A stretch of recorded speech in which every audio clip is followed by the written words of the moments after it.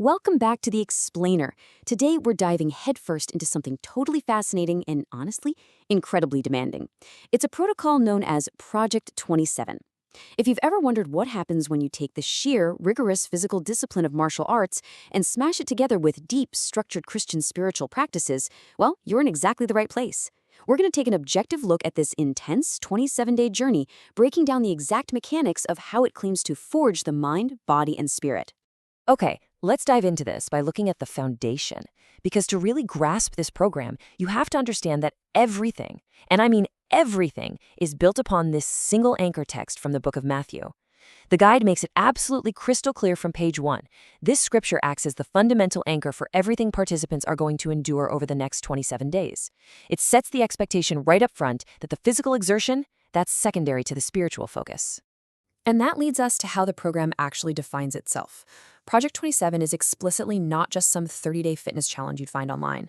It's not just a diet plan, and it's not just a Bible study. According to the source material, it's a holistic covenant process.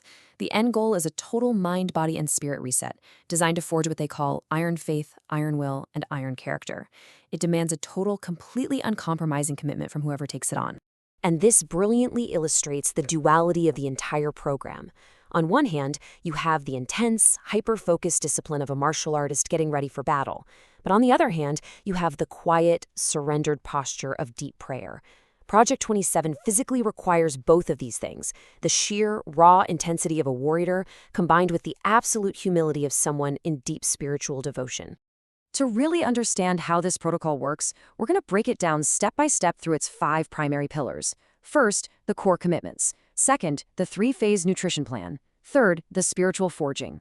Fourth, the iron body workout. And finally, the final consecration. Starting off with section 1, the core commitments. Now, before a participant even thinks about doing a single push-up or reading a single scripture, they have to agree to a very strict, uncompromising foundation.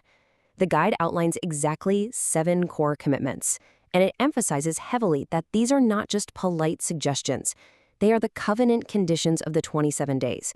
You don't bend the rules to fit your lifestyle. You have to rise up to meet their standard.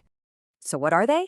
These 7 commitments demand that you train daily, follow the exact clean eating plan, drink a full gallon of water, to physically track your commitment, pray 3 times a day, read the Bible daily, consume absolutely 0 intoxicants, and journal every single night. And what you really should take away from this is the strict zero-tolerance policy. I mean, even a single drop of alcohol or 1 skipped nightly journal entry literally breaks the covenant condition of the reset.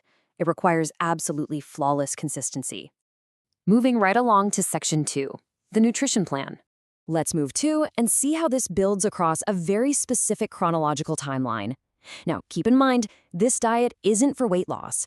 It's explicitly designed as a crucial part of the spiritual forging process, meant to literally cleanse and then rebuild the body.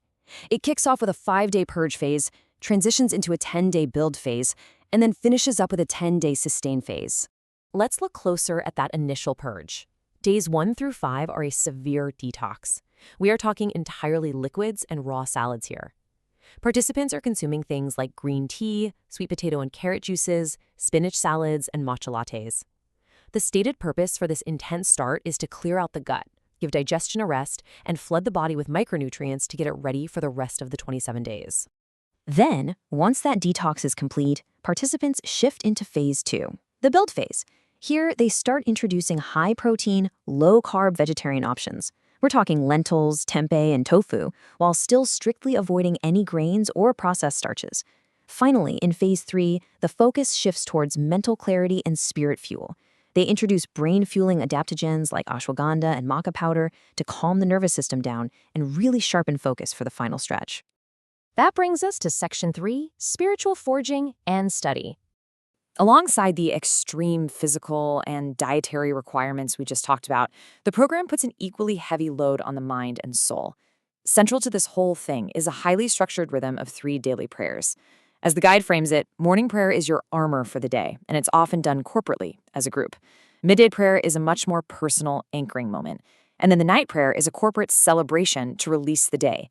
These 3 postures are specifically designed to hold a participant's day together, from their very first breath in the morning to their last breath at night. Coupled with all that prayer is the Bible study, which focuses entirely on the book of Hebrews. Participants read through its 13 chapters over the course of the 27 days, but it goes way beyond just reading text.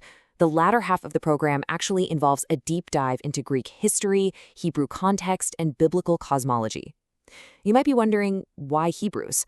Well, the guide provides a really fascinating reason. It states that this specific book was written for people who are about to quit.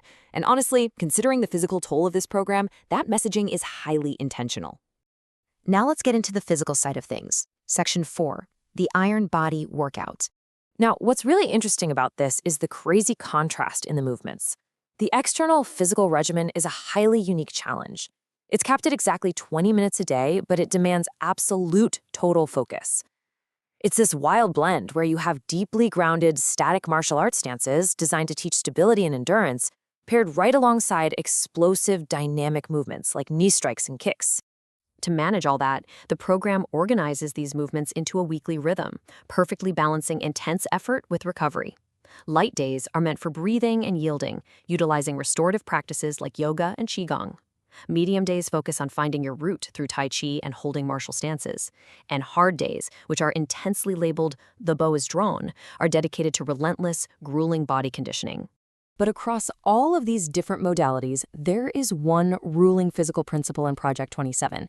It's quoted directly from the text: form before force, always. The program values disciplined, slow control, way more than just brute, reckless strength.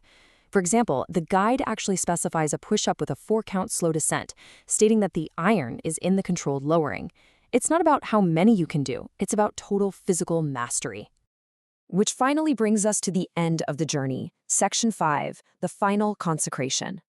You know, after 25 days of rigorous training, strict dieting, and deep spiritual study, you might expect a massive celebration or some giant cheat meal to wrap things up. But the program concludes with exactly the opposite. Days 26 and 27 require a consecration fast, either a night fast or a full water fast. So the crucial point here is that this is a deliberate, quiet withdrawal. It's meant to seal the covenant and give you time to reflect on the internal transformation before stepping back out into normal life. And that period of fasting leads right to the final page of the workbook. Interestingly, it ends not with a congratulations, but with a really profound challenge to the participant. It asks, when I walk out of these 27 days, what will I refuse to go back to? It's such a provocative question that forces you to consider the lasting impact of this kind of demanding physical and spiritual reset. It really leaves you wondering, after stripping away every single comfort you have for 27 days, what exactly would you leave behind for good?